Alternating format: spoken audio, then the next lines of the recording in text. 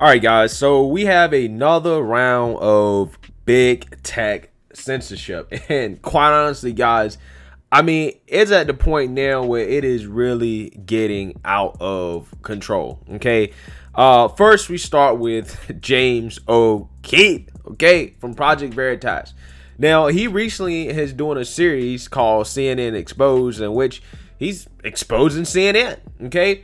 And one of the main things that he has exposed is that CNN is purposely trying to stomp for the Democrat Party, right? They are essentially a media arm of the Democrat Party, and their job is to take down Republicans like Matt Gaetz and President Trump. Now, a lot of people will say, well, this was obvious, right? It was already obvious that CNN was biased. And yes, you would be right to say that. But the whole point is that they're on camera admitting that they're biased, okay? But they claim not to be, right? It's one thing to claim not to be, and people can just wonder, okay, are they biased? Are they not biased? And you low-key already know.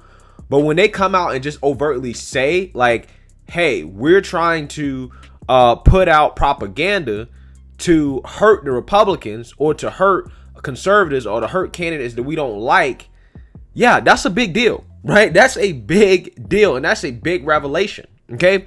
And he also exposed CNN for their agenda, not only just to be involved in, Democrat Republican politics, but also in social issues. How they didn't really want to cover the Asian hate crimes in terms of, people who were not white that may have been committing these crimes, even though the statistics say what they say about who's actually committing a lot of these crimes. Okay, they didn't want to report on it because it would make BLM look bad. It would make the movement look bad.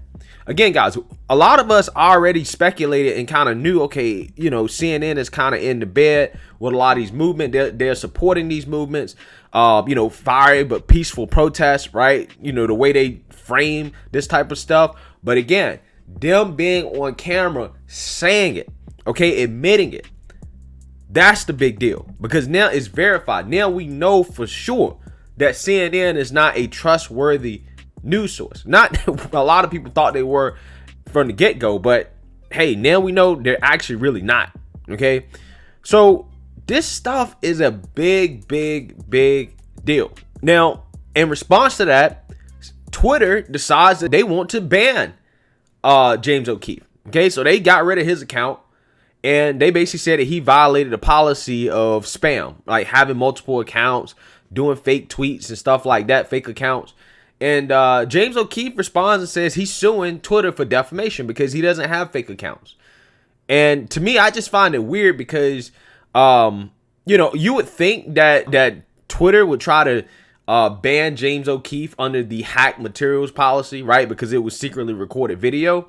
But that's not what they did. They used an even worse excuse. It's funny how, Twitter and Jack Dorsey, how they want to move on, hack materials and ban people for exposing things. But see, when the Melania Trump tapes came out, okay, they did nothing. They didn't care. And this is why this is important, because the liberals love to say, well, the data shows there's no bias among conservatives, that conservatives dominate social media, blah, blah, blah, blah, blah, blah, blah, blah, blah, right? But see, the thing is that a lot of the conservative movement does compose of people who don't go along with the mainstream narrative, who do have differences of opinion, who are a little bit conspiratorial, but at the same time, that's not necessarily a bad thing, because a lot of conspiracy theories turn out to be true in the long run, okay?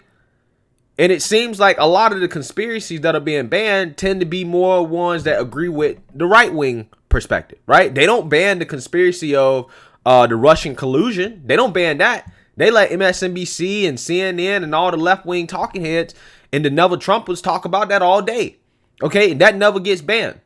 But the New York Post got an article censored about Hunter Biden, right? Speaking of articles being censored, the article about the BLM founder, Patrisse Cullors, buying all these $1 million houses, that got censored too, right? Facebook does not allow people to post that link anymore.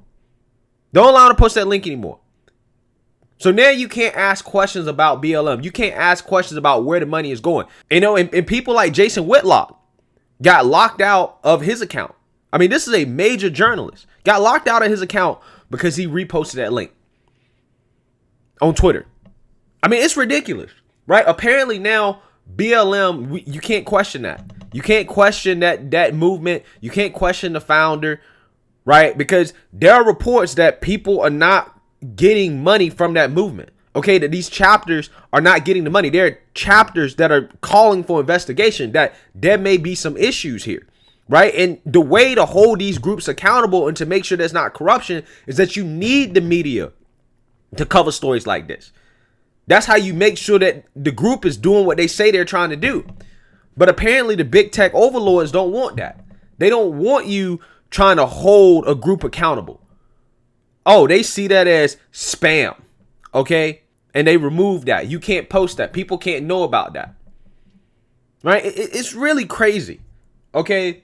You know, you're also saying that Spotify is banning some episodes of Joe Rogan, right? They're taking them down, removing them, right? Because they don't agree with something that Joe Rogan said or his guest or any of that other stuff. And that one's super crazy to me because Spotify knew what they was getting into with Joe Rogan, right? What made Joe Rogan great is the fact that it was uncensored, uncut content that people wanted to listen to because they knew they was going to get different perspectives and different views on stuff, right? It wasn't going to be the mainstream narrative.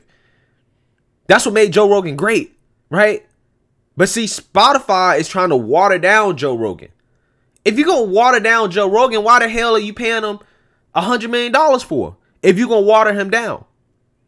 But, you know, it looks like Joe Rogan at this point has signed a deal with the devil. And ultimately, you know, he will make that money. Okay. And he will get rich off of it. But, you know, the whole point of his podcast may go down the drain because he can't talk about a lot of things that he used to talk about. A lot of things that made his podcast so popular in the first place. It's really a damn shame. Okay.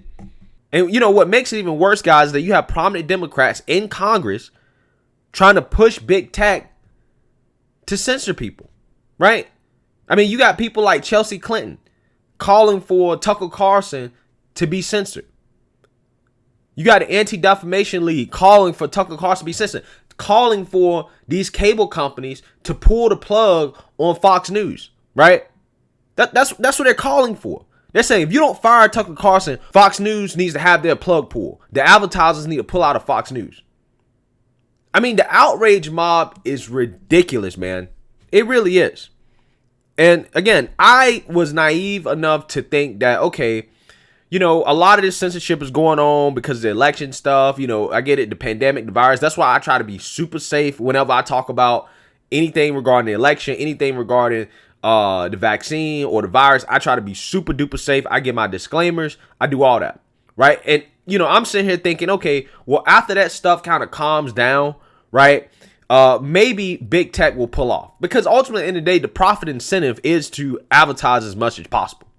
But boy, did it look like I was wrong about that, right? I gave big tech too much of the benefit of the doubt because it seems like the censorship has cranked up to another notch. It's cranked up, okay? I mean, even Ron DeSantis got censored. Ron DeSantis, he's having a discussion about the pandemic with a panel of scientists and public health officials, and even that got censored because it didn't fit the narrative. This stuff is just petty, right? You're banning people for literally pettiness at this point. I mean, banning Jason Whitlock because he shared an article about BLM. I mean, that's an agenda right there. That to me just confirms that there's an agenda at Twitter, and that agenda is to push a left-wing narrative. You can't question certain groups. You can't question certain narratives. You can't question certain people, or else you're gonna be banned by Twitter, by Facebook, etc. And guys, these are some really scary times that we're living in here in terms of censorship. And what's happening is that, you know, they're pushing people to, you know, these other platforms. And I really cannot decide whether or not ultimately at the end of the day, will this be a good thing for these other platforms, or if we're at a point where these tech companies are too big and they're so big that even if one of these other tech platforms decides that they're going to actually get relevant and start becoming like real competition, that a lot of these guys can't just pull the plug from under those tech platforms, right? For example, we saw what happened with Parler. What happened with Parler is that you had one company pull the plug from them, and then all of a sudden, the whole big tech industry moved in unison against that company, right?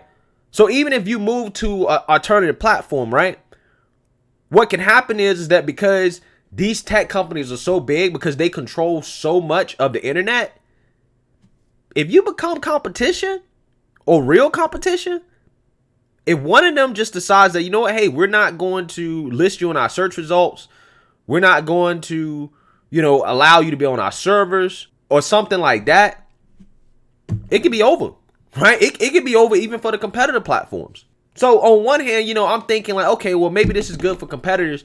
Maybe in the long term, the competition, the game will even out. But honestly, I'm not even optimistic about that anymore. I'm really not. And I just feel like we're moving towards a time where there's going to be one narrative and one narrative only. And if you stray outside of that narrative, then you're going to be censored and you won't be allowed on the platforms. And you'll be relegated to platforms that are irrelevant, that nobody's on, and you'll basically be in a black hole. Okay? And if that black hole happens to ever become a threat, then they destroy the black hole. And that kind of seems like that's what the game is right now. That's literally what it seems like. So, this stuff is crazy, man. And me, like a lot of other content creators, I'm walking on my tippy toes here, because I thought that it would calm down. I thought that it would get a lot more lenient, right? After the election, as things progress when it comes to this pandemic and things like that, I thought it'd become a lot more lenient. Doesn't appear that that's the case. Okay, so let me know what you guys think. Make sure you like, comment, and subscribe. Most importantly, share a Black conservative perspective. Peace.